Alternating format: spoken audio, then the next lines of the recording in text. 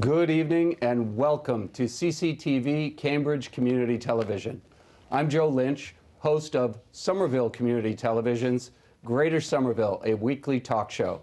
It is my pleasure to be asked again by the three campaigns for the 26th Middlesex District to return as moderator for this second debate between the three candidates.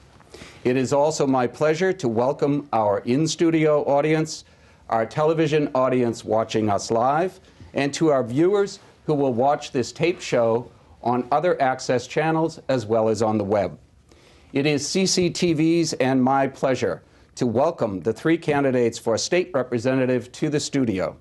The candidates for state representative from the 26th Middlesex District are Progressive Independent candidate Mike Connolly, Democratic candidate and incumbent Tim Toomey, and Republican candidate Tom Vacenceles. From our in-studio audience, a nice warm applause for your candidates.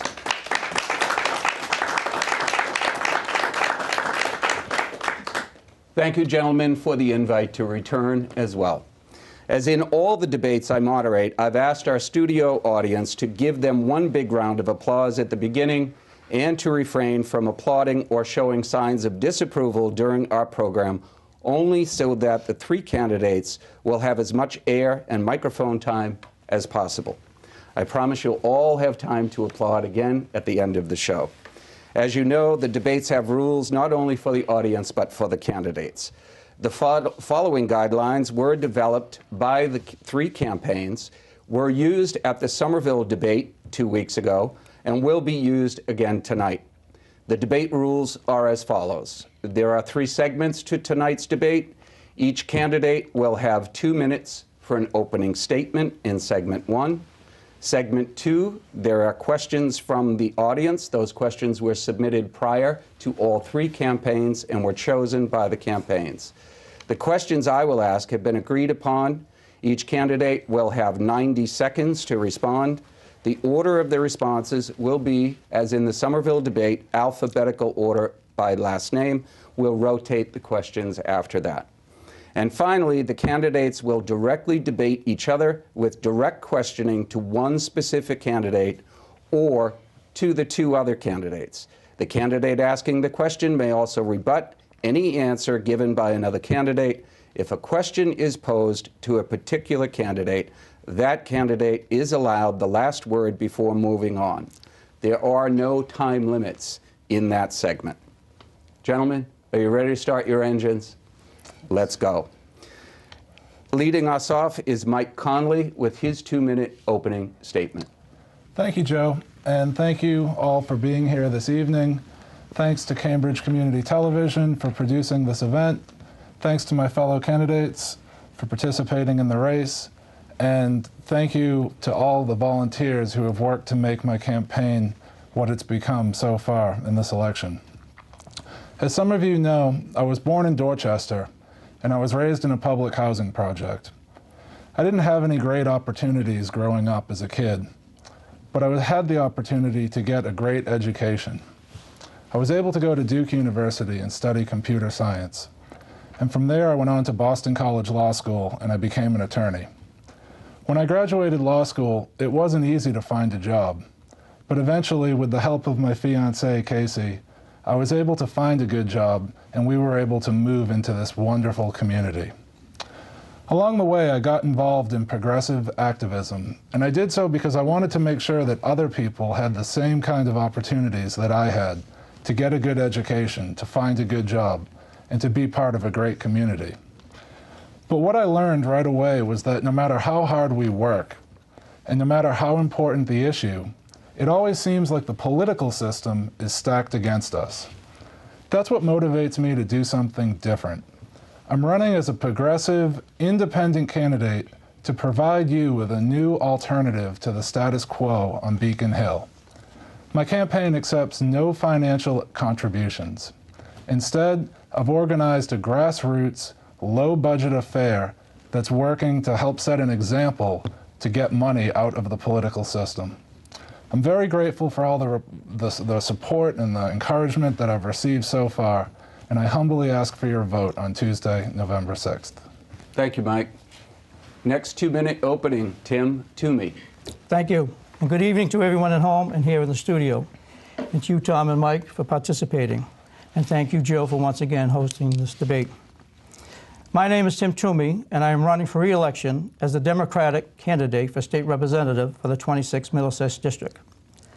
I have also served as a Cambridge City Councilor since 1990. I am running for re-election this year for many of the same reasons that I've run before. Public service is my life's work and my true passion. I believe very strongly in the idea that government should work for everyday people. Whether that means serving my constituents at a personal level by helping them through red tape, or if it means supporting policies that help our working families and neighborhoods grow and prosper, my record will show that I'm up to the challenge. Part of my passion for this job comes from being born and raised here. Growing up in East Cambridge made a profound impact on my own personal values. I often joke that when I was growing up, our neighborhood was multicultural before anyone knew what multiculturalism was. I learned about what it meant for my neighbors who were new to this country to come here and about what sort of challenges they faced. I learned about what it meant to struggle to put food on the table and how important it is for neighbors to help one another and take pride in their neighborhood. These experiences shaped my values, and I took those experiences to the legislature and turned them into progressive leadership. I have been a leader on the issue of same-sex marriage and LGBT rights. I was a co-sponsor of the law that extends equal rights to transgender people in Massachusetts. I have been a leader in the creation of the Cambridge Health Alliance, which provides basic health care to thousands of low-income people in Somerville and Cambridge.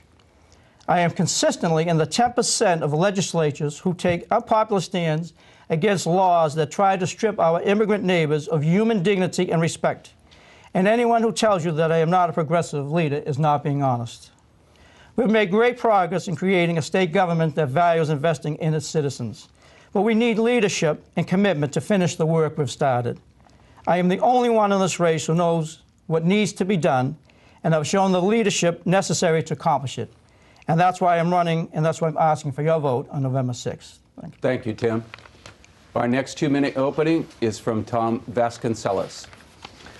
Great, thank you. Good evening. It's a pleasure to be here with you all tonight. I would like to begin by thanking CCTV for not only recording this event, but for hosting the event as well.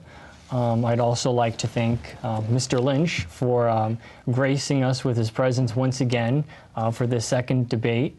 I also want to thank the audience members and everyone viewing this from home. So thank you all very much. I'll begin by just stating that this is my first time running for a public office. I'm not a career politician. I consider myself to be a problem solver. I come from a low-income, blue-collar, immigrant family. I was born in Cambridge, and I've lived my whole life in Somerville. I know what the average person in this district is going through during these tough economic times. People are really hurting out there, and this is why I've decided to run. I want to help as many people as possible. So we face many challenges. Many of the challenges that we face are economic. I attended Bentley, and I studied finance and ethics. Some of the problems that we face include we have a middle class that is shrinking. Inflation is devastating everyone within the country, especially senior citizens who are on a fixed income. We also have a private system of money which is controlled by and created by the Federal Reserve Bank to support an elite economic class. And we're inching closer and closer to another economic depression. These are all very, very serious problems, and these are problems that I hope to tackle in my best capacity running for state representative. Now, for those of you who missed the first debate in Somerville, I asked both of my opponents a very important question. I asked them what the total debt for Massachusetts is currently. For those of you who missed that debate, I don't know if the two of you would like to give us your answers that you gave in the first debate. Would you like to give your responses? I'm sure we'll get into that as part of the question and answer. We don't want to take time away from your opening statement. Well, thank you. Well, I'll mention it anyways to those viewers from Cambridge. They both stated a couple $2 billion. So let's say $2 billion. When in reality, I informed everyone that the total debt is slightly more than $100 billion. With that, Tom, I think we're going to give you time later on in the debate because we are running over on the 2-minute opening statement. Well, I only have 2 more sentences, so I'm just going to quickly, if you don't mind. You know, so once again, over $100 billion, and this is very disturbing. So I truly feel that I am the best qualified to deal with making the intelligent votes required in order to get Massachusetts back on the right track. And so, once again, we may not agree on every issue, but we can agree that Beacon Hill does need to be reformed. And so I'm asking for your vote. Thank you very much. Thank you, Tom. We're going to move into segment 2, which is the question and answer period. We're going to start again in alphabetical order. Mike Connolly, if you don't mind. The first question will come from Cambridge resident Amy Ying. And her question to all 3 candidates is this: what proposals do you have for campaign finance reform to give more influence to the voter on the street rather than organizations with more money and leverage? Mike? Thanks, Joe, and thank you for the question. It's really a question that's very dear to me. Everyone who has heard about my campaign or who has listened to me talk on doorsteps or in coffee shops around Cambridge and Somerville knows that this is something that I think a lot about. I think the best way to deal with the issue of money in politics is to have a clean elections system that will fund candidates to run for office with a small and reasonable amount of public funding. That'll help us avoid having the sort of entrenchment that voters are very frustrated about when I talk to them. And as a matter of fact, in 1998, the voters of Cambridge and Somerville had the opportunity to vote for a clean elections system. And 72% of the voters in this district voted in favor of this clean election system. But I'm sorry to say that Representative Toomey voted to kill the system. He voted with the House Speaker at the time. And the Boston Phoenix commented on this vote. They said it was a grotesque misrepresentation of the democratic process. And I'm also sorry to add that they put Representative Toomey on their roster of shame for going against the democratic process. So there's one other point I want to add on this question, and that is that over time we've seen that no matter what proposals are out there, they always seem to fail. I remember there was McCain-Feingold a number of years back, and then Citizens United came along, and we know that voters here voted for the clean elections law, and our state legislators voted to kill it. So in addition to having proposals, I think it's very important to set examples, and that's what we're doing in our campaign. We accept no financial contributions. Instead, we're running a low-budget affair, a grassroots, low-budget, organized campaign, and we're trying to set a positive example to help get money out of the political system. Thank you, Mike. I should have reminded the candidates that you have 90 seconds for your response to each of these questions. Tim Toomey, do you need the question again, or are you No, okay? not at all. It's certainly been a topic of the campaign, and once again, Mike has failed to disclose exactly what clean elections is about and what the real issue was at the time, and did not even. The question was, how would you go about doing that? All he talked about was what happened in the past, and most of what he said was inaccurate, and that's come to be expected of how this campaign is being run. The clean elections was approved in 1998. It was fully funded in 1999 and 2000. Some people took advantage of it, and it proved that it really didn't work. In 2002, the voters actually, by I think a 3-to-1 margin, repealed that law. So it was the voters that actually repealed that law when all was said and done. There was an amendment in the state budget from the Senate to not put the money in there, and that amendment came up, was a part of the state budget, and it was, I had to vote against. If I voted against that amendment, I would have voted against the whole state budget, and that would have been mean no services for any citizens throughout the Commonwealth. Everyone is for clean elections. There's no question about that at all. I put on the proposal that there would be a cap on spending. There would be a cap that in each legislative race, that a cap on spending in a state representative race at $50,000. At a state Senate campaign would be $125,000. I would cap the contributions from individuals and unions at $100 apiece. No one can contribute any more than $100 a piece. And I think that's the way to do it. I do not support taking scarce public resources right now to fund political campaigns of some people who feel that some of these campaigns are a comedy. I don't think that's where taxpayers' money should be going. Thank you, Tim. Moving on to Tom Vacenceles. Do you need the question again, Tom? I think it's just what we would do for more clean elections, if I'm not mistaken. What proposals do you have for a campaign finance reform to give more influence to the voter on the street rather than organizations with more money and leverage? Okay, well, I believe that the best way to tackle the whole campaign finance reform topic is to have full transparency. I feel that right now we have a lot of PACs and we have corporations that can donate to various political campaigns. That worries me because a lot of times money is shifted around and a lot of times we don't know exactly who's donating to who. So when it comes to clean elections, I'm all for full transparency. So whether it be a PAC, whatever organization or group, I want to know who's donating to who. The best way, in my view, to deal with individuals, politicians, who are accepting donations, possibly from lobbyists or special interest groups, in my opinion, is just to vote them out of office. But in order to do that, we need a populace that is educated, so that they can go after those politicians.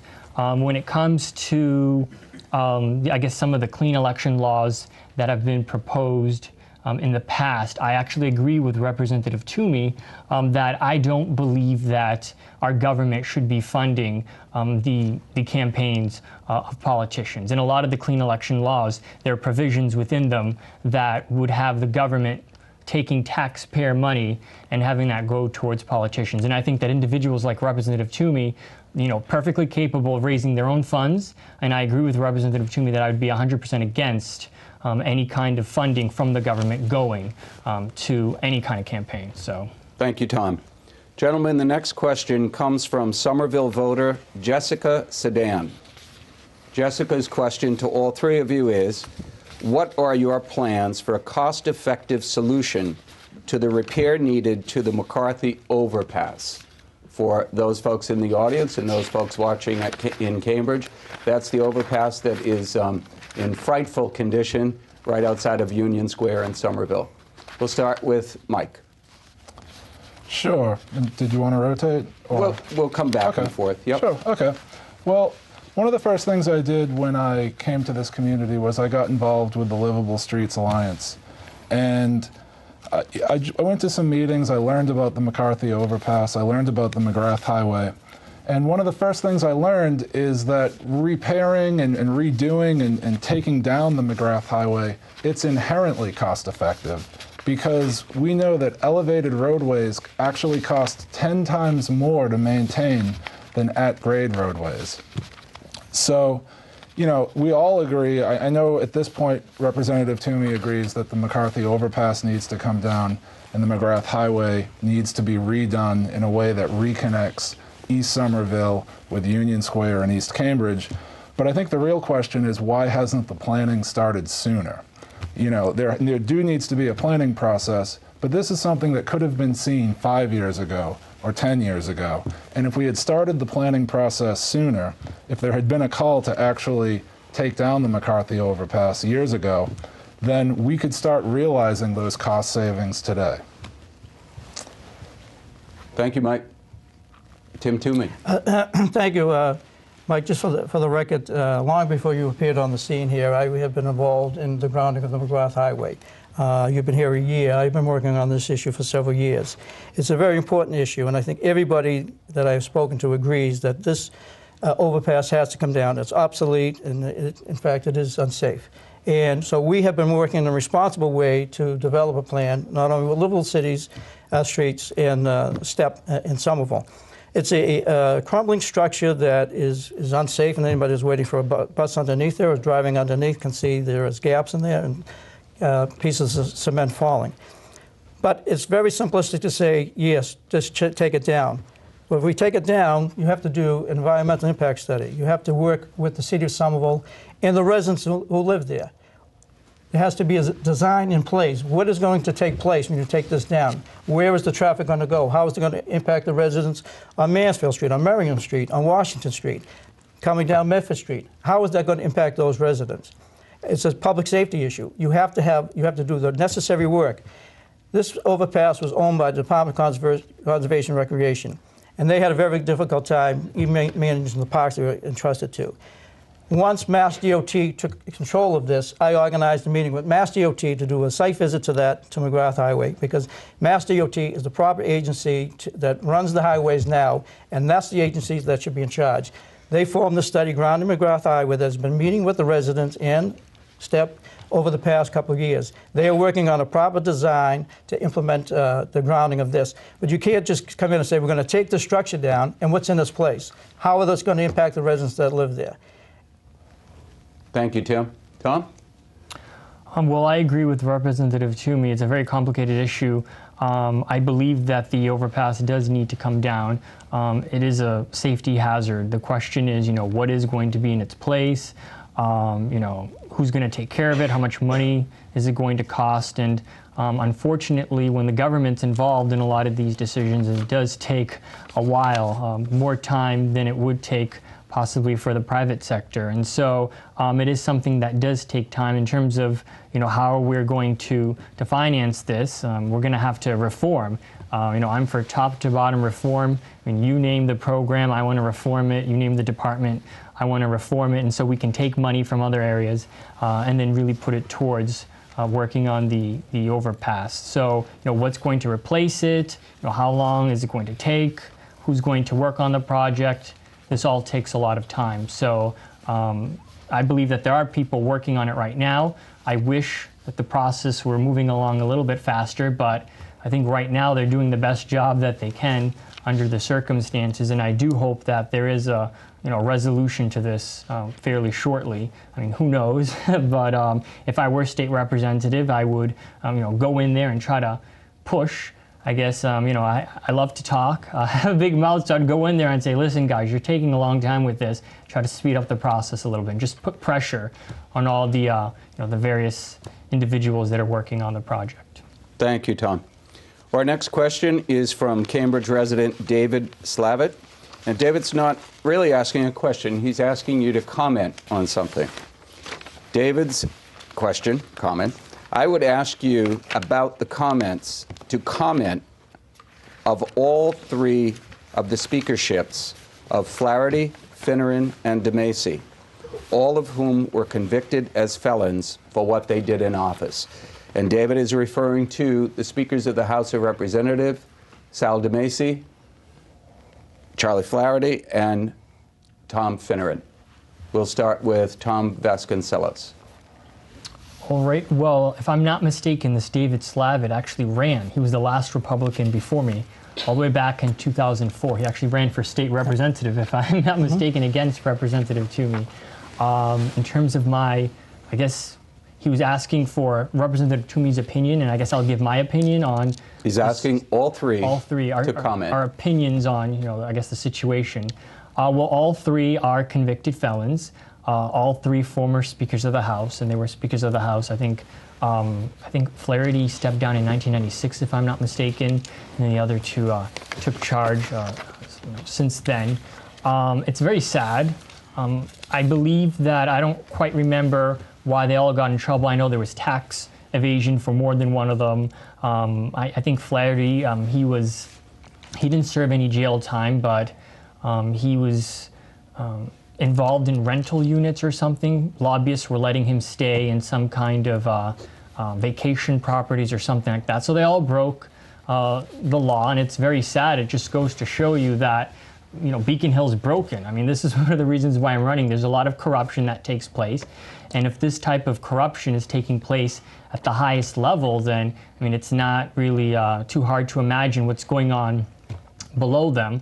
I do want to say that as far as I know, Representative Toomey is a wonderful man. He's not involved, as far as I know, in any kind of corruption charges. We do need a representative who will put pressure once again on the rest of the state reps and the speakers of the House. And so, you know, I studied ethics, and the only thing that I can assure to the voters is that if elected, I would be a watchdog. So I would go there, and if I even had any kind of suspicion, that this type of activity was taking place, I would definitely, open my mouth and say something. I'm not afraid to uncover these scandals. So. Thank you, Tom. Tim Toomey, on the speakerships of Flaherty, Finneran, and DeMacy. First of all, for the record, there's no corruption charges that I'm facing, so I just want to appreciate Tom's concern. I wanted to, just want to don't leave anything like that out there. But I did vote for each one of those individuals that were mentioned, and I thought they were the right candidate for the position at the time.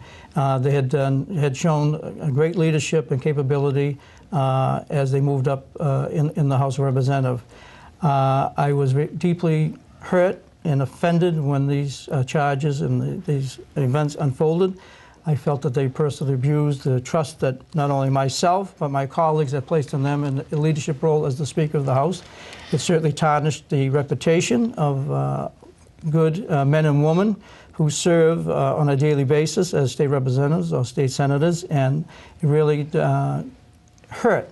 It hurt a lot of us in a very profound way that speakers could abuse the public trust, and I think it contributes to why people have a negative view of elected officials, and it was very, very unfortunate. But it's, like I said, they abused the trust that was placed in them.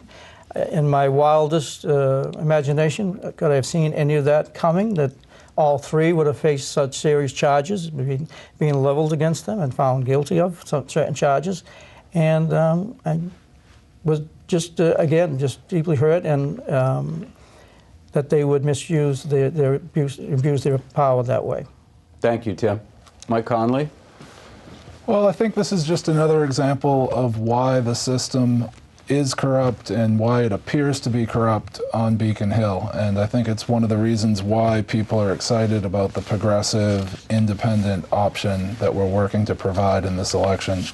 You know, if I'm elected, I will be working with Democrats every day, and I believe in the things that Democrats generally stand for. But I also think it's great to be able to stand apart from that corrupt system. And as Tim mentioned, he did vote for these speakers. It was 3 in a row that turned out to be guilty of various charges. So, you know, I think this explains why people are excited about the possibility of a new progressive independent option on Tuesday. Thank you, Mike.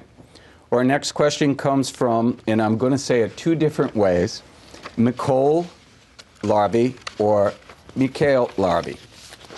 The question is this: many Massachusetts representative elections are uncontested.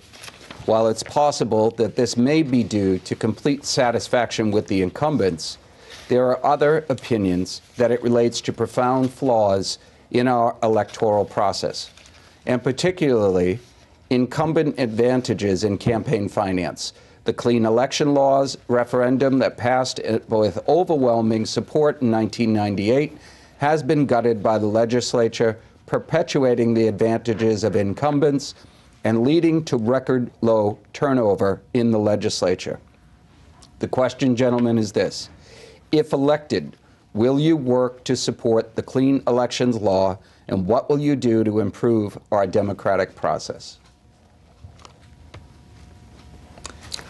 We'll start with Tim Toomey. There's no question on that. I think I spoke to that earlier. No one has really defined what clean election is, and what does this mean? I challenge my opponents here to say what they feel clean elections is and how it should be implemented. What does it mean? Everyone's for clean elections. Everyone wants everyone to have a fair share to run. State rep, you need 150 signatures to get your name on the ballot, and you know, it takes a lot of legwork and hard work to run for office. But it can be done, and it's been shown by a lot of people who have run very minimal campaigns. I spoke earlier about putting caps on maximum contributions from individuals and from unions and so forth. The Citizens United decision that the Supreme Court unfortunately issued, I have been a leader on that and trying to get a constitutional amendment passed to overturn that decision. I gathered over 200 signatures to put on a non-binding referendum question on the ballot in the 26th Middlesex district, directing the representative, whoever is elected, to work towards that goal. I don't know if anybody else here collected signatures to do that. So the Supreme Court was very wrong in that. But we're all for clean elections. There's no question about that. But again, I will say at this time, with the dire straits of the state budget and taking away money from many needed programs, whether it's for our seniors, for our children, I do not support publicly funded campaigns of individuals. That I just don't think the state can afford to do that. Thank you, Tim. Go back to Mike Connolly. Sure. Again, one of the reasons why I'm running as a progressive independent, because as I've said earlier, I do believe in many of the things that Democrats care about, is, one of the things that bothers me with the Democratic Party is this notion that we will pit one thing against the other. And as City Councilor State Rep Toomey has just said, he says we can't have clean elections, we can't honor the will of 72% of the voters here in Cambridge and Somerville because it will take badly needed funds away from something else. And that is the reality, sure, but that's been the reality for too long. And so I think that's a good argument for why we need change next Tuesday. Just another point to rebut, you said, what is clean elections? I can tell you exactly what clean elections is. Take State Senator Jamie Eldridge. He's one of the most progressive legislators on Beacon Hill. And if I earn your vote and if I succeed and become your new state rep, I'll look to him as a sort of role model on Beacon Hill. He won his first election using the Clean Elections Initiative. We may never have had such a great progressive leader. And right here, you wonder why Representative Toomey voted to kill clean elections. We actually had a clean elections candidate right here in the 26th Middlesex district. About 10 years ago, a guy named Paul Lachelier ran using clean elections funds. He was running as a Green Rainbow Party candidate, and yet he scored 37% of the vote versus incumbent Representative Toomey. So I think that, to say that clean elections doesn't work, to say you don't know what it means, to say that you support clean elections, I think that's just asking the informed voters to have amnesia. Thank you, Mike. Tom. Well, I have to disagree with Mike. Once again, I agree with Representative Toomey. What exactly is, clean election, laws? There are many various types of bills that have been introduced from various states. I've looked at the one that has been introduced and that the people voted for here in Massachusetts. And I don't think you really answered the question, Mike. What is your definition of clean election, laws? Like, what are they?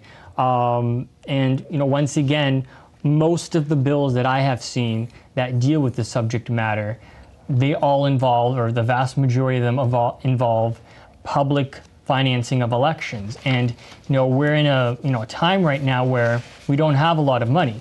So I don't want to take public funds and put those funds towards the campaigns of politicians. And so that's one thing that worries me. And like I stated earlier, I'm for full transparency, and I think that's one way in which we can advance, I guess you can call it, clean elections. I want to know who's donating to whose campaign.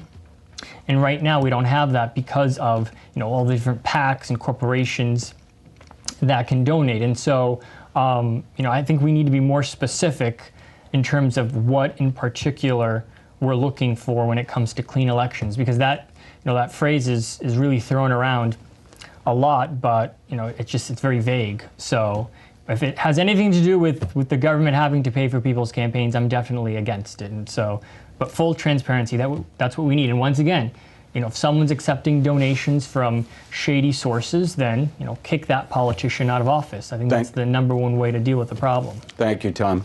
Our next question comes from a Somerville resident, Jonathan Martin. According to a recent UMass Amherst poll, only 28% of state residents approve of the job that the state legislature is doing, and only 32% think that the state is headed in the right direction. Why do you think this is the case, and what do you intend to do about it? We'll give Tom time to swallow, and Mike Connolly. Well, I think it's a great question, and I think it speaks to the frustration and the disillusionment that is out there. We do have corruption, and just as pernicious, we have the appearance of corruption, which erodes confidence, and it causes people not to participate in the democratic process. So I think by my actions, it's clear what I intend to do about it. I started my campaign by saying I wouldn't accept any financial contributions. And the overall budget of my campaign, which consists entirely of in-kind material donations, is just a tiny fraction of the budget for Representative Toomey's campaign. And, I think by taking this step, and it's not to criticize Representative Toomey's budget. Sure, it's fine. But, it's an active step, and it's with a point, and it's with a principle. And the principle is that people want to see refreshing, new alternatives to the status quo. And so I think by choosing to run for office, that's the first step. And another very exciting step is that over 85 people here in this community have come out, they've joined me to knock on doors, to hold signs, to tell their neighbors about the election. And it's a very special thing, and I'm very gratified by it. And just in closing, I'll point out, 2/3 of all elections are actually uncontested on the state level. So I think it's important for candidates to continue to come out and to contest these elections, and I'm very much happy about everything we've accomplished so far this year. Thank you, Mike. Did I hit all three candidates? Yes. On that one question? No. No, I didn't. I'm going to be corrected. Tom Vacenceles. Well, I too am running for office. I'm really sick and tired of what's going on in Beacon Hill, which is why I'm running. So I agree with Mike that that's obviously one step that individuals can take. If you don't want to run for something, just get more involved. We need more educated voters as well. I think all of that will put pressure on some of the state reps that we have. In terms of some of the things that we can do, going into this campaign, once again, this is the first time that I've run for something. I was against term limits, but this is something that I'm starting to look at in a favorable way. I think that it might be healthy to have term limits. What those, how many years, what the term limits would be. We'd have to, figure that out, maybe 6 years, maybe 8 years, but I think that's definitely something that I would consider if I were to become state representative. I also think that perhaps we can turn the state representative position into a part-time job. I think I would feel better if we had our politicians at the State House for less time. That gives them less time to find new ways to, really screw over the taxpayers. So that would be great. That's another idea that I would propose. And once again, just getting more people involved. There are plenty of ideas out there, but once again, just limiting the power that the state rep has. Maybe making it a full-time job. A part-time job. Having term limits. Those are all ideas. I'm not saying we have to have those, or I would necessarily push for those, but those are just some ideas that I have, which can be used to hopefully solve the problem. Thank you, Tom. We're going to move on to the last two. I'm sorry. I don't think I had. Tim Toomey corrected me. First debate, you corrected me, and you got me again tonight. No problem. I'm not sure the question was answered, well, the way it was framed, but and I appreciate talking about bringing about the clean elections and everything. But the fact is, Mike, you are spending money. Money is being spent. My donors are out there. They're listed who they are. They're out. Nothing's being hidden. We don't know who's funding your campaign. You're spending money. You have signs, you have lumber, you have fancy, glossy pamphlets, and that's fine. That's fine.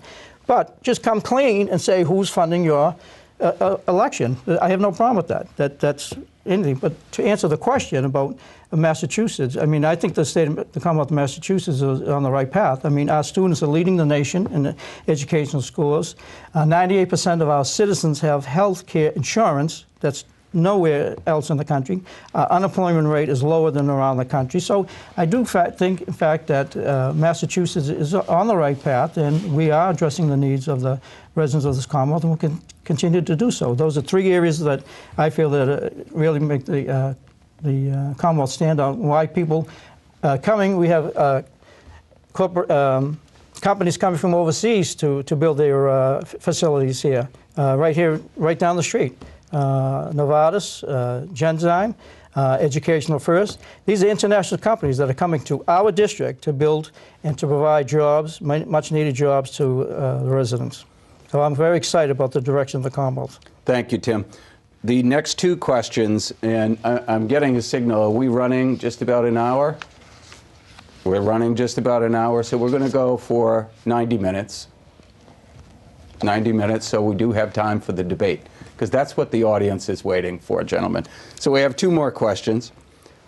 First question, this comes from a Somerville resident, Lana Lee. What is your view on medical marijuana? But if we start with Tom Vacenceles. Sure. Well, I am very libertarian. I'm a libertarian Republican. And so when it comes to not only medical marijuana, but marijuana in general, I feel that, and I just want to preface this, I don't do drugs and I've never done marijuana, but I feel that an individual has the right to do what they want with their bodies. So if they want to do marijuana, I don't care if they're sick or not, they should have the right to do so. So when it comes to medical marijuana, and I know that that will be a question on the ballot in Massachusetts, I'm all for, I think it's a yes vote. A yes vote would allow medical marijuana within Massachusetts. So I definitely think it's a step in the right direction. I would go even further. I truly believe that people own their own bodies and they can put whatever they want into it, regardless of whether or not I agree or disagree with that action. And so yeah, I guess I'm all for it. As long as of course that person is over the age of 18, as long as they're not injuring or harming another person. But if they want to harm themselves or injure themselves, they have every right to do so. It's really none of my business, and it shouldn't be the business of the government. Thank you, Tom. We'll go to Tim Toomey. Thank you, Joe. I would support the concept of using medical marijuana. I'm not sure the ballot question is the right way to accomplish that. I think there has to be some legislative process in that, in determining how to implement that, what controls, what procedures should be in place. And I'm just not sure that the way that the ballot question is worded is going to accomplish that. There is some strong opposition from the law enforcement community. I think their concerns have to be addressed and listened to, and I think working together with the law enforcement and with the medical community, that I think a acceptable solution can be achieved. I do feel that people who have medical conditions and that the use of marijuana helps that condition, I do support. But I think it has to be done in a very controlled and manner. So I'm hoping that that could come to pass. But I've always supported the use of medical marijuana for those who need it. But again, it has to be done in the proper way. So not only the person who is using it is protected, but also how it's distributed to those individuals. So I think that all has to be taken into account. Thank you, Tim. Mike Connolly. Thanks. I support question 3. It's been endorsed by the American Civil Liberties Union. It's been endorsed by a number of patients' advocacy organizations because of the fact that people believe that marijuana can help mitigate pain for people who are suffering from terrible illnesses. So I support question 3, and I'll also add that as a legislator, I will honor the will of the people. So I'm looking forward to what happens with this question on Tuesday. Thank you, Mike. Our final question from your constituency is another question from Lana Lee in Somerville. What is your opinion when it comes to funding the sex change of inmates who are convicted murderers in Massachusetts? And if you don't mind, we're going to start with Mike Connolly one more time. Sure. Well, I think this is a question that raises a lot of emotions on both sides. And as a candidate for office and as a potential new state representative, for me, what's most important is to listen to the opinions of the medical community and to also let the legal process run its course. So we know that gender identity disorder is a condition that's recognized, and it's a diagnosis that merits treatment in many cases. And we also know that a judge heard all of the evidence in the recent case that was discussed in the media, and that judge reached a conclusion that the given inmate was to have a sex change operation. So I think that's where it stands, and as a state representative, I would defer to the medical community and to the legal community. And I'll also point out that the Commonwealth has appealed the decision, so the decision is still under legal review. Thank you, Mike. Final portion. Again, on this one, I do agree with Mike. It's a much more complicated issue than many people make it sound to be. And I think a lot of people feel it's very tough having the taxpayers foot the bill for a sex change operation. But you have to look at the law that the judge was enforcing. And the law clearly states that the state should pay for medically necessary procedures. Doctors have deemed this procedure medically necessary, and with this decision, I might add, it was a President Reagan appointed judge, Judge Wolf, who rendered this decision, and he was doing his job by enforcing the letter of the law. It's the job of doctors to evaluate certain medical procedures necessary, and it's the job of judges to interpret the law, and that is the job this judge was tasked with. Sometimes there are unintended consequences to the laws, but it was not up to my purview. It was Governor Patrick that actually appealed. It wasn't the legislature that appealed this decision. But I do not agree with the governor's decision to support the appeal. Thank you, Tim. And Tom Vacenceles. Well, I want to preface what I'm about to say with the fact that I'm a strong supporter of the LGBT community. I'm for same-sex marriage. And, I'm all for sex changes, but I don't feel that the government should be paying for anyone's sex changes. I'm sorry. I mean, if this individual had his own money and he wanted to use his own private funds, then hey, I'm all for it. However, we have to remember this man, if I'm not mistaken, he's a convicted killer. He killed someone. And so having our taxpayer funds going, and I believe the procedure with all of the testosterone and all that is going to come up to around $100,000 altogether, and then the lawyer's fees, and I think some of that was covered through federal funds as well, if I'm not mistaken. But altogether, we're paying taxpayers in general well over $1 million for this. And I'm sorry, but we just don't have the money. So if we're going to make sure that we have safety nets available for those who are truly in need, I do not support. Once again, if you want to have a sex change and you have the private funds, I fully support you, go right ahead, but taxpayer funds should not be going towards this. In terms of the law that allows this to happen, the law needs to be changed, and this judge who ruled on this, he needs to go as well. So, that's my opinion on the matter. Thank you, Tom. Gentlemen, thank you for answering the questions that came from your constituency. Now you're going to answer questions from each other, and this is the fun part. This is why the in-studio audience came tonight. And that is why the folks are watching at home, because as you know, the two candidates running for a Senate canceled their debate, so you have the eyes of Cambridge and the state on you today. As I did in the Somerville debate, who would like to go first? You may ask one or both of your opponents a direct question. I'll go first. Tom Vacenceles. Okay, so let's see here. I have quite a few questions. I'm going to have to select one.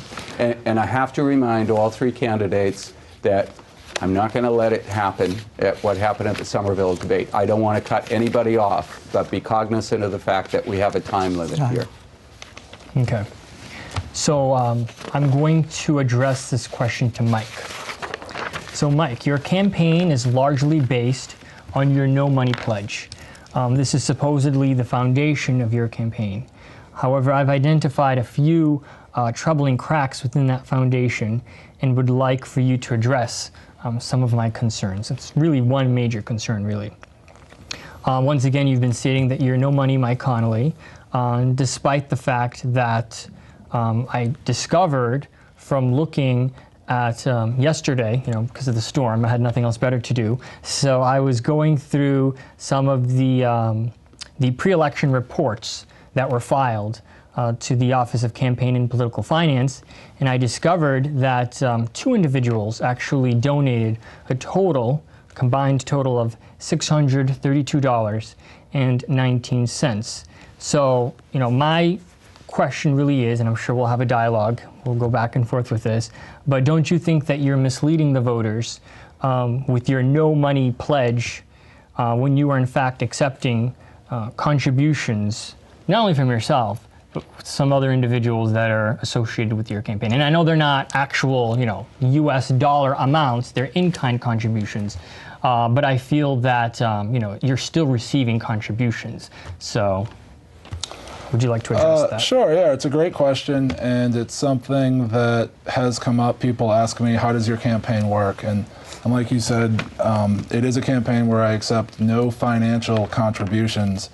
And at the very outset, I said the way it would work is I would accept no money. So there's no way that anyone can give me money. I've actually had people offer me money. I've had people suggest that I should raise money, that it would help my campaign. And the way that I felt most comfortable going about my campaign was just not accepting money and using that to demonstrate my commitment to getting money out of the political system. But at the very same time, I said I would accept materials, in-kind contributions. And this was actually published in the Cambridge Chronicle in the very first story that they did about the campaign back in June. It said that I would accept materials in kind. And that's basically just for practical purposes. There's no way you can get your message out with absolutely no materials. So as you mentioned, I've accepted around $600 or so in materials. That stands in tremendous contrast to your typical campaign for state representative, where there's tens of thousands of dollars that are being spent. So that is, sort of the letter of the pledge, is that I don't take any money. No money comes to me. There's, if you look at my campaign report, it says $0 as the amount of contributions received. And then there's also the spirit of the pledge. And the spirit is that it's a low-budget campaign. It's run entirely on volunteers. There are no paid staff members. And, I think this is the best balance that I've found for running for office. Thank you, Mike. Mr. Toomey, do you want to comment before I go in again? Well, again, as I said before, I think it's somewhat disingenuous to say no money, but you are spending money, and you're not saying how that money is being, who's supplying the money for you to do all the things that you're doing. It's like, the Wizard of Oz there, the curtain, who's behind the curtain and who's funding it, and that's what I have an issue of.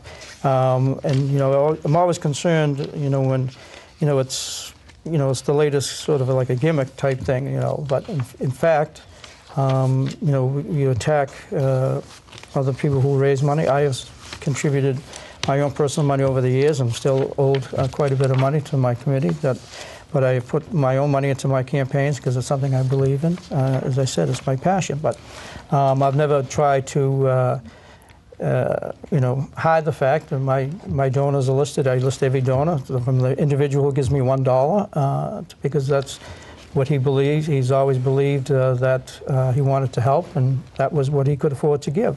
And I was proud to accept that. So I have no, I don't hide who funds my campaigns. My campaign money, if you saw the reporting period, I think 88% of the funds we raised in the last reporting period came from people who live in the district, come from the district. And I'm very proud of that because they recognize, I guess, the work that I'm doing. Want me to continue to do that. I accept money from the unions because the unions, I'm a very strong union person and believe in unions, that they play a vital part in the progressive ideals that we claim to talk about. Many of the union members live in the district, and it's important that they be represented. And we know corporations, how they feel about unions, and some people work for those type of corporations. That's not something that I espouse, but I know everybody has to have and wants to work, but that's their personal choice.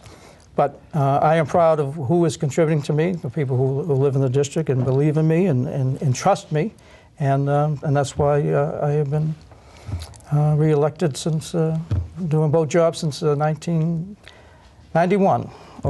So I'm very proud of that, and I'm proud, and I have very proud to put it on paper who was financing and helping my campaigns. And the fact of the matter is, I believe it was probably less than half of the money that we raised is spent on the campaign. Most of the money I receive is spent, the vast majority is spent on donations to civic groups, to little leagues, to the homeless shelters, Food for Free. Those, my campaign consistently, majority of the money goes to support organizations that are in great need right now in the communities. And that's all on the public record, where my donations go to. And I also spend money on my district office, which is there to service the people of the district and make it easy for them to come see me in person in the district, not have to go into Boston. So that's where my money goes. It's not going to fatten my wallet. I'm owed a lot of money over the years that I've put on my own personal money, but that's a personal commitment I've made, and it's all there in the record that has come from me. So I think you could do the exact same thing. If you're funding it, that's fine. Just say, this is where my money's coming from, and that's the other reason I released my tax returns. So everybody knows, I'm the only one to release the tax returns. It's all out there in the open where my money comes from and where my money is going. So I just would hope that my two opponents would do the same. So, but thank you, Tim. Tom, does that answer the question for you from both your opponents? Well, I guess back to Mike, I don't really see a big difference between getting, for example, $632 worth of a cash contribution and then getting $632 worth of some kind of asset that's worth that much. It's like me saying, well, if tomorrow someone gives me $1 million worth of gold, that's just, it's worth something, So when you have accounting principles, for example, you have assets which are worth money.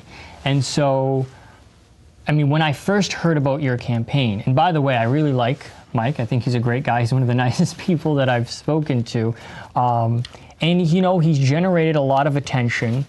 He's been in a lot of newspapers, but I feel that all of this attention, or most of it, has been a result of his no money, I guess, like personification that that's like showing through. However, when you dig deep, you are spending more money than me, and you've actually received more in-kind contributions in terms of the dollar amount of how much it's worth than I have received.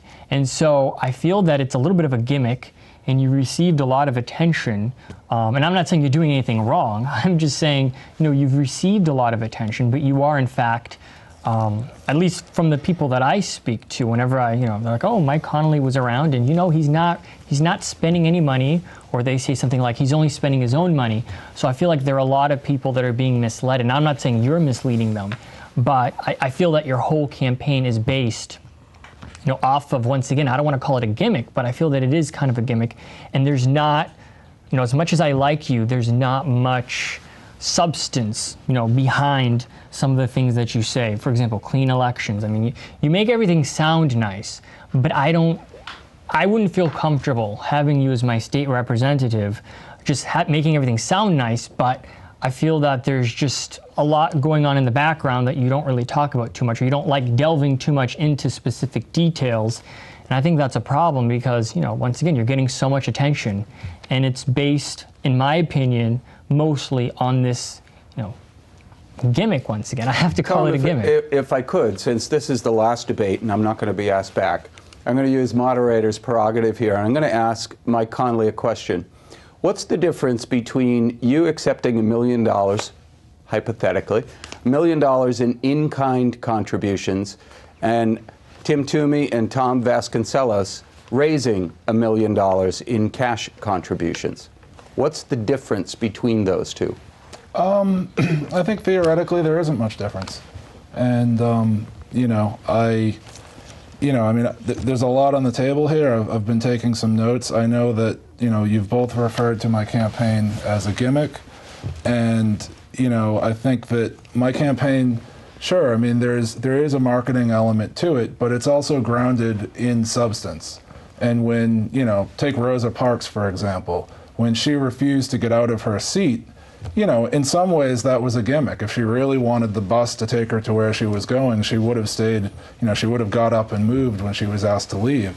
But what she was doing was she was trying to set up, you know, she was trying to make a point. And that's what we're trying to do in our campaign. And, you know, it's not about me. You know, if you listen to what these guys are saying, they make it sound like I'm some kind of swindler, or you know, that I'm. No, I have not said that. No, we've never referred that. I think you're a great just asked you guy. I like you. Sure, yeah, well, to be open about it. Sure, yeah, well, you know. Absolutely. Okay, well, fine. Well, just let me put it to you like this.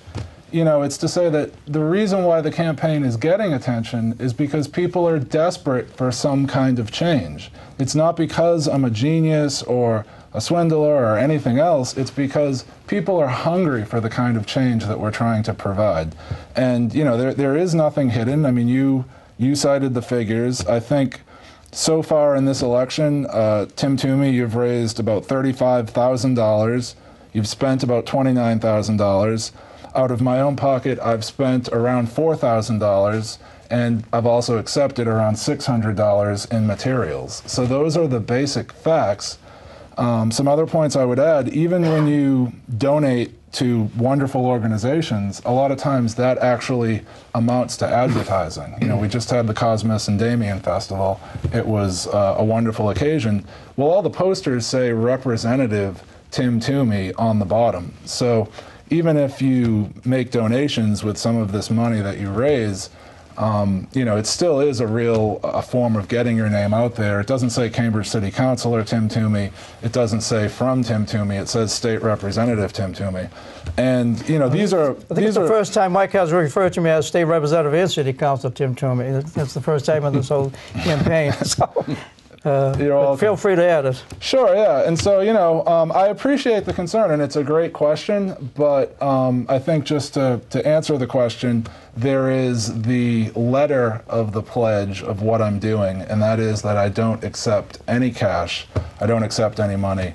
But then there's also a spirit to what I'm doing. And I think actually for the people who are involved in the campaign, it's the spirit that really attracts them. You're right, $600 in cash, $600 in palm cards and signs, that really doesn't make a huge difference. But there is a genuine spirit, and it really matters to people. And we talked about clean elections, we've talked about corruption, and the reason why I'm getting attention, it's not because of me, it's not because of in-kind contributions versus cash contributions. It's because there's a lot going on and people are hungry for an alternative to the status quo. Thank you, Mike. And Mike, thank you for letting me ask the question directly. And I just want the audience at home and our studio audience to understand all three candidates are required under campaign finance reporting laws to report both political contributions and in-kind contributions. So. I just want, Joe, Sure. just the point that Mike brought up about the poster on one of the floats for the St. Cosmos and Damien Society. I contribute to that and to many other charities throughout the year. I didn't make up the poster to put Representative Tim Toomey on that. I think most people will say that I do not look for the recognition of that. I do those things quietly and not looking for attention. And there's one thing people will say about Tim Toomey. He doesn't beat his chest and say, look what I did, how, you know, and so forth. I do those because that's the values that I was instilled with as a young person for my family and for my community, that we're there to help one another. And there are a lot of organizations that I support, from my own personal account and the campaign account, to further those to make sure those needs are met. I do not look for attention for that. I do not boast of that. It's just something that's instilled in me that I do quietly and not looking for any attention. So I don't want anyone to think that I have a sign out that I put up there, a state representative sign on a float at a religious festival. It's been there. You know how many years that's been in existence? Since 80, 90 years. So 86 years it's been there. So those things I do because those organizations need the help financially and for volunteers. So I do it quietly and without looking for any type of recognition or accolades for that. Thank you. Tom, all set? We're going to move on to Tim Toomey. A question for one or both of your opponents. It could go to both my opponents. The district is comprised of a lot of immigrants from around the world, and I just wanted to ask each of you where you stand on different immigrant issues, for example, in-state tuition, and what steps you have taken to work with immigrant communities across that are in the district to further the needs of immigrants and how we can make them successful here in this country. Tom, Sure. I know you're the son of an immigrant. That's true. My father was actually born in Portugal, so I'm first generation from his side of the family to be born in this country. And my mother was born in New York, but her family is of German, Swedish, and Irish descent, so I'm quite a mixture. When it comes to some of the things that I have done to help the immigrant community, I've actually been a tutor for many years, not only while in high school, but while I was attending Bentley. Most of my work has concentrated on individuals who don't speak English as a first language. I'm fluent in Portuguese and I can speak basic Spanish, so I've tried to focus more on teaching individuals who are here from another country, teaching them how to speak English. And I've volunteered a lot of my time, and I've done that, let's see, almost 10 years now since I was in high school. So that's the #1 way.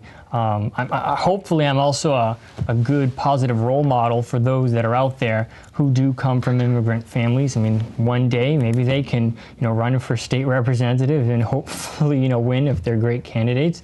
And so those are some of the areas in which I've been involved in terms of where I stand on certain benefits and things of that nature. It depends on what type of immigrant we're talking about. If someone is not here legally, I do not feel that they're entitled to any benefits that we give out. If someone's here and they're documented, like my father was, he came here legally, then they're definitely entitled to the benefits that everyone else has. But I do feel that Cambridge is a little bit of a sanctuary city when it comes to not dealing with some of the illegals that are here. Somerville to a lesser extent as well. And so I'm very concerned about that because we do live in a welfare state, and so we cannot continue to just allow everyone in here. We need to really cramp down on the laws and make sure that the people getting benefits are people who are here legally. If you're not here legally, then we need to deal with these individuals in a very humane way. I'm not advocating, kicking anyone out or doing anything like that. That's more of like a federal issue anyways, in terms of what we do with those individuals. But I'm absolutely 100% against any benefits whatsoever for people who are not here legally. Tim Toomey, rebuttal? Or do you want to move on to Mike Connolly? Sure. Well, I think it's a great question. It's been said that no human being is illegal, and most of us are either immigrants or the descendants of immigrants here in America. My father is really old. He's actually in his 80s. So his father actually fought in World War I, and he was an Irish immigrant, and he actually got shrapnel in his head, and he came back from World War I, and when he went looking for a job in Boston, they said, get out of here, only Americans can apply. And yet here he is with a wound fighting for the United States of America. So I think it's something I can definitely appreciate and understand. And, I think we should open up the opportunities of our country to both documented and undocumented immigrants. I don't have hesitation with that. I think there is a tremendous amount of wealth in our society.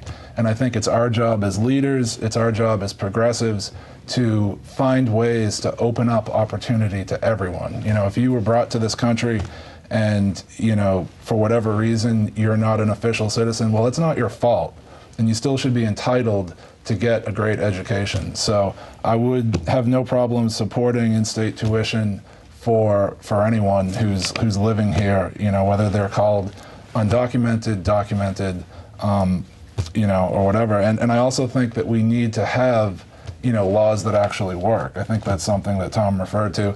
We need to have laws that work. So while there are uncomfortable legal situations right now, I think ultimately it's important for us to move the political process forward so that the process actually works for everyone. Thank you, Mike. Tim? No, I agree somewhat with both, but you know, my focus on this is, you know, it is a large immigrant population that is in the district, and you know, I pride myself on the work that I've done with immigrants over the years, especially at the State House.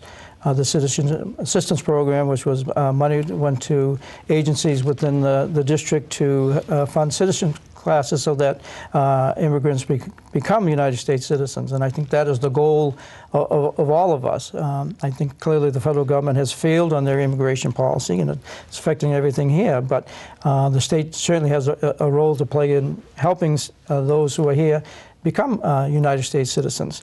The in-state tuition, which I was a sponsor of at the State House, you know, as Mike said, you know, some of them came when they were babies. They, you know, they didn't come themselves, but they were brought by their parents to our shores in search of a better life.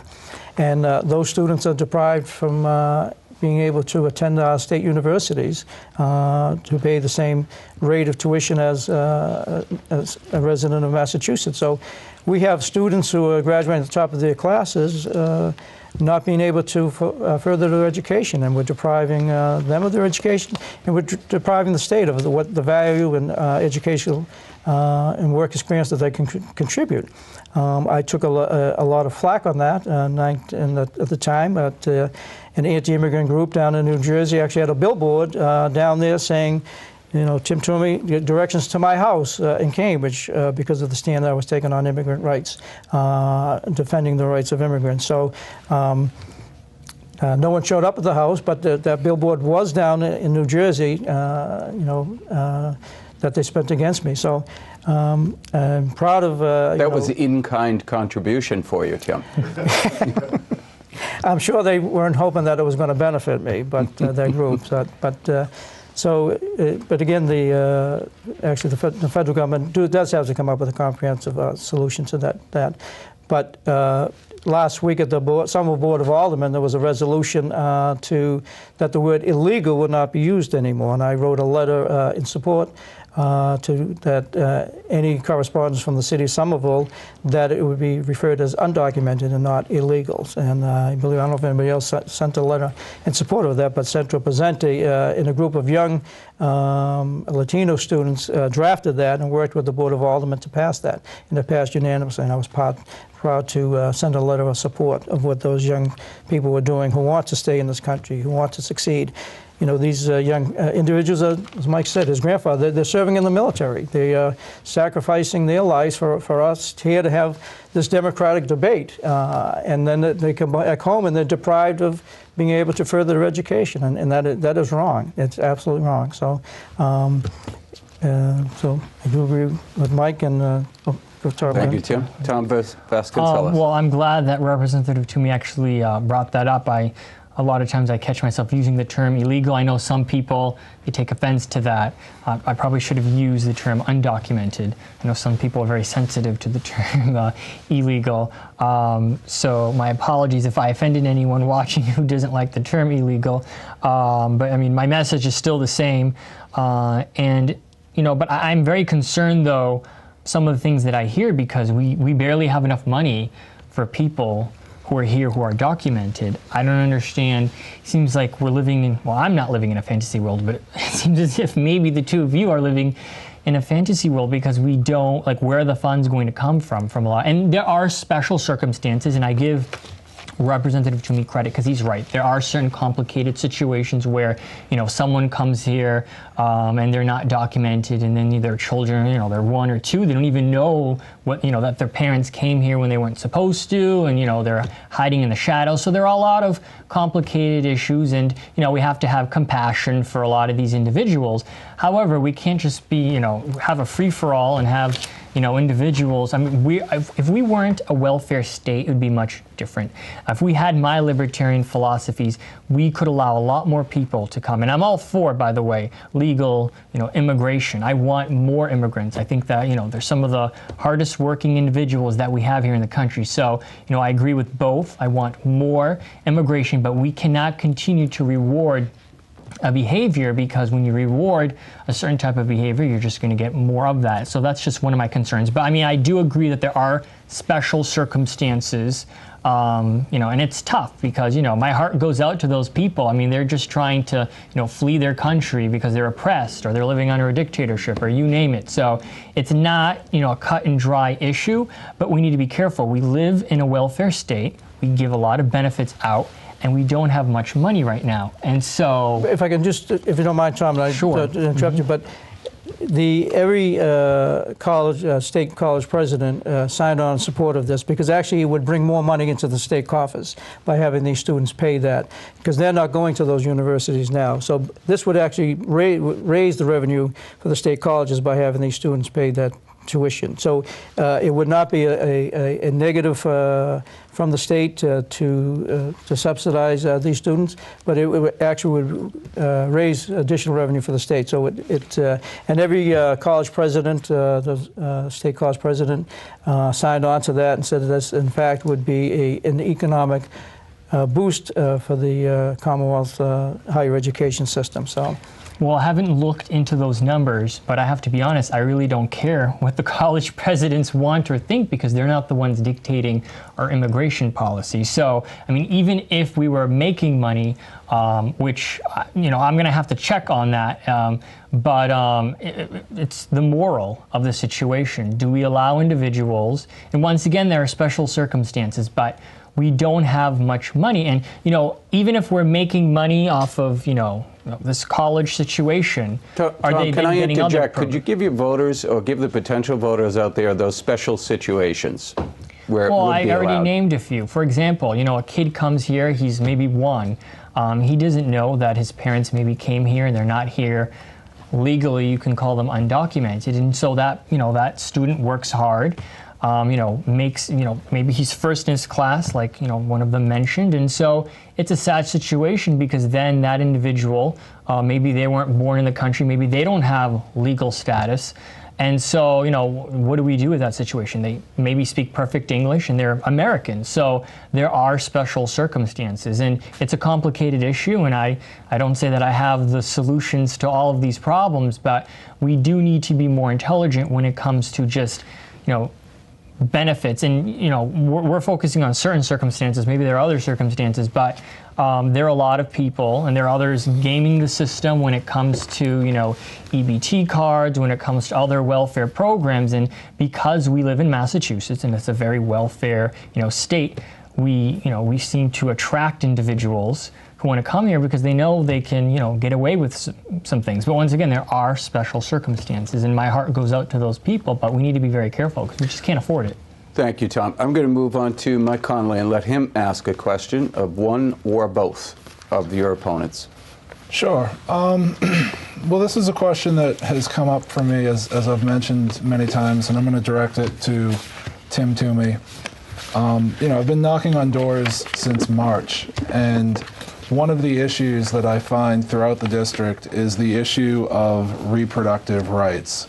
And I know for many years, Representative Toomey, you've been on the record as being pro-life. I know you were endorsed by the Massachusetts Citizens for Life in 2010. I know that every state legislator here in Cambridge and in Somerville, both state senate and state representative, have been endorsed as being fully pro-choice by NARAL Pro-Choice Massachusetts.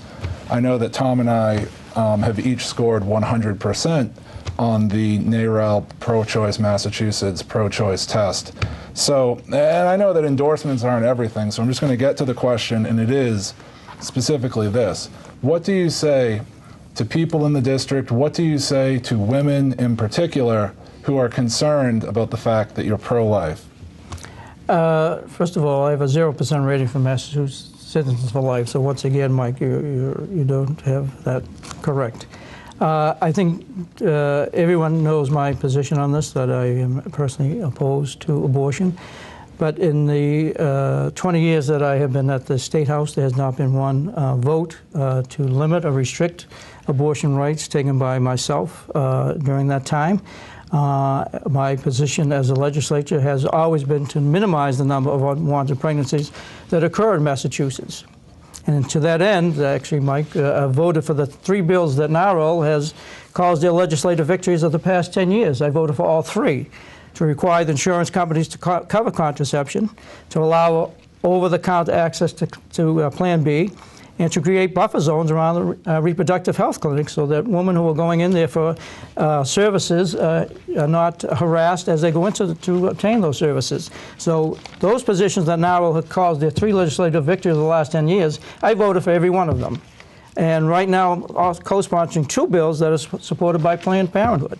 The comprehensive sex education, which I always supported, and I voted for the teen health clinic when I was on the Cambridge School Committee in the late 80s. I voted for that to bring that into the high school. And I've always supported that it's important that we educate our students at an early age. And the other bill that I'm supporting that Planned Parenthood is the safe pregnancies for incarcerated women. But over the past years, I have sponsored and I have secured increased funding for family planning agencies throughout the Commonwealth of Massachusetts, and I have several awards that have been given to me in recognition of my efforts to do that. So I have been in the forefront of trying to reduce unwanted pregnancies, but to make sure that the necessary steps, precautions, and the education are available to everyone to make sure to prevent unwanted pregnancies. And I think everyone knows I have that's my deeply held belief about abortion, and but it's never been an issue that in 20 years as a state representative that a vote has occurred to restrict or deny a woman that right. I have been in the forefront of advocating and securing additional funding for family planning agencies across the Commonwealth, and I'm proud of that. And I think, there's always, the extreme, I think I have a 0% from Mass Citizens for Life and from NARAL. I do not respond to their questionnaires each year because I think sometimes, it's kind of gets the extreme on both sides. But my focus as a state rep has been to prevent unwanted pregnancies, make sure the necessary education and resources and contraception is available to everybody, no matter what their income level is. I am proud of what I've done over the years in that regard. Thank you, Tim. Gentlemen, I'm going to pose something to you.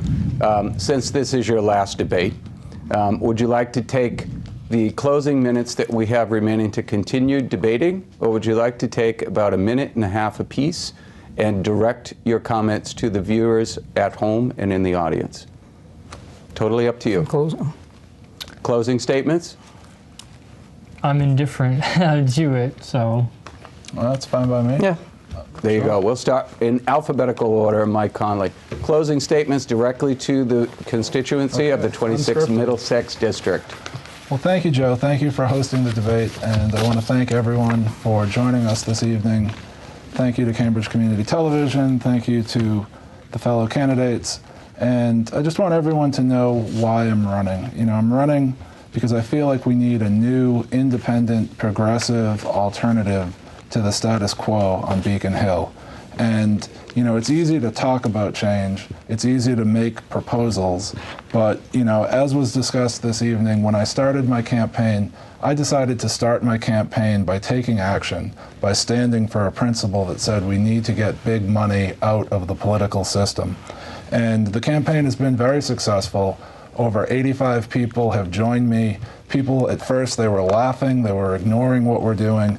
Now everyone's taking it seriously. We're all here tonight, and everyone's excited for what could happen on Tuesday, November 6th.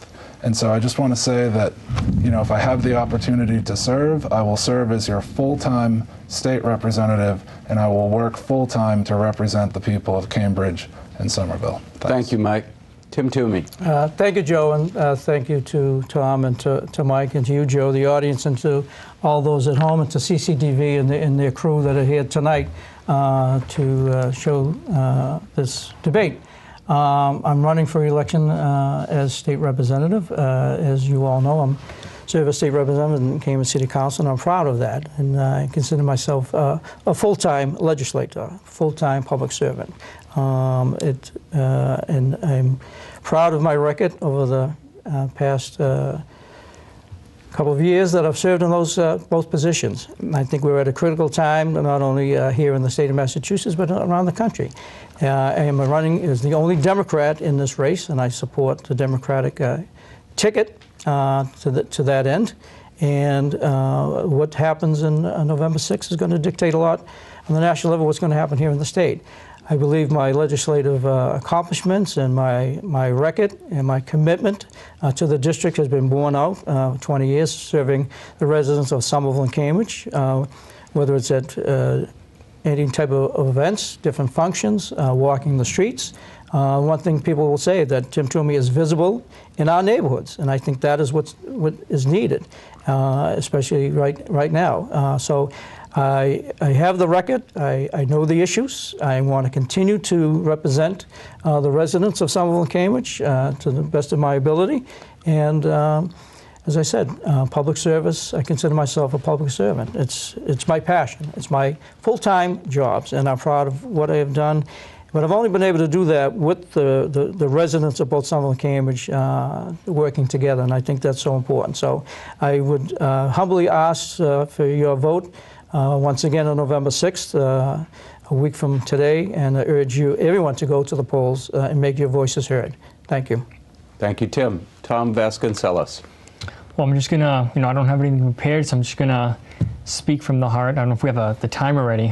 Sometimes I get into trouble when I speak from the heart, so I don't want to upset Joe here. I'll keep it very simple. Once again, this is the first time that I've run for office. I've never wanted to be a politician. To be honest with you, most politicians make me quite sick.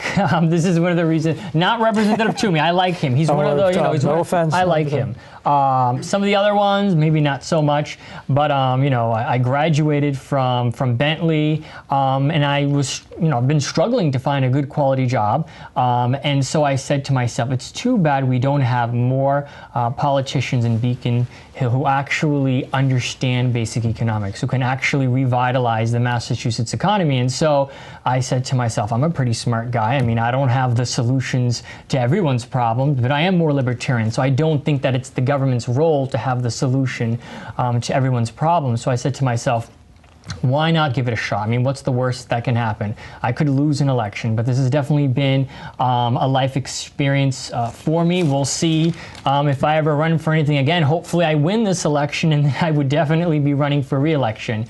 But like many people in our district and in the state and in the country, I'm just so sick and tired of our politicians in general, from Washington, D.C. to Beacon Hill, and I'm just fed up. I'm tired of the bull. That's my campaign slogan. I'm tired of the bull, and I want real reform, and this is why I'm running. I want to go to Beacon Hill, create some waves, shake things up a little bit, and really, put pressure on our politicians, because I think that they're lacking when it comes to a lot of skills. Number one being economics, and as someone who studied economics, I feel that we are inching closer and closer to an economic depression. So we need to deal with that. Thank you, Tom.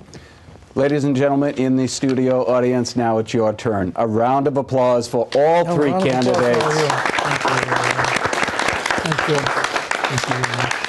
It has been my pleasure, gentlemen, to see you twice in this campaign season. It has been momentous for me in the Somerville studios. There was an earthquake, and last night we know that we had a hurricane, and we just heard the rumblings of thunder outside. So on behalf of CCTV, Cambridge Community Television, I'm Joe Lynch. I want to thank you all for watching. Remember, don't leave your future in the hands of the few. Get out and vote on November 6th. Mike Connolly, Tim Toomey, Tom Vacenceles, running for state representative in the 26th Middlesex District.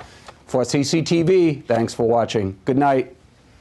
Thank you, gentlemen. Thank you. Thanks. Thank you very much.